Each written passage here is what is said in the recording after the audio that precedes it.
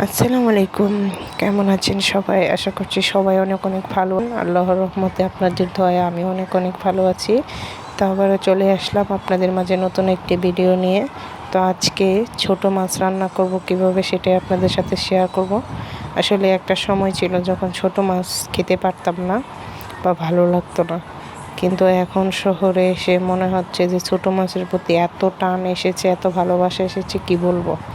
মনে হয় যে ছোট মাছের তরকারি হলে আর কোনো কিছুই লাগে না।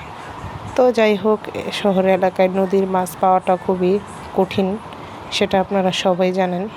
গ্রামে গেলে হয়তো বা অনেক, এই সময় বর্ষাকালে অনেক মাছ পাওয়া যায় বা অনেক মাছ খাওয়া যায়, কিন্তু শহর এলাকাতে এই মাছ পাওয়া অনেক কঠিন বিষয়। তো যাই হোক, বাজার থেকে আপনাদের ভাইয়া কিছু ছোট মাছ কিনে নিয়ে আসছিল।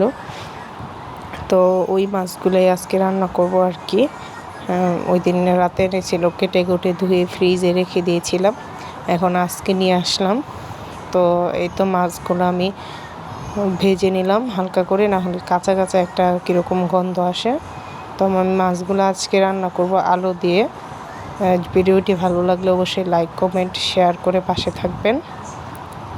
তো এই তো দেখুন, আমি এখানে সব মশলা দিয়ে দিচ্ছি, ভালোভাবে মশলাগুলো দিয়ে পানি দিয়ে কষিয়ে নিচ্ছি।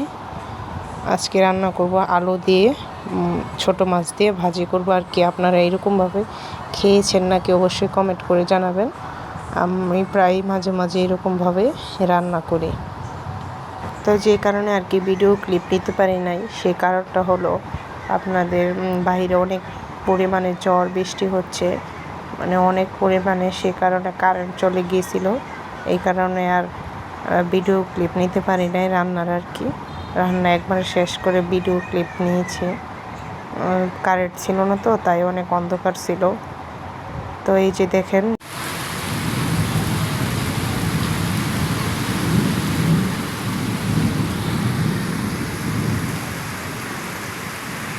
আজকে কয়েকদিন যাবৎ অনেক গরম পড়েছে, সে কারণে বৃষ্টিটা আসলে অনেক বেশি দরকার ছিল।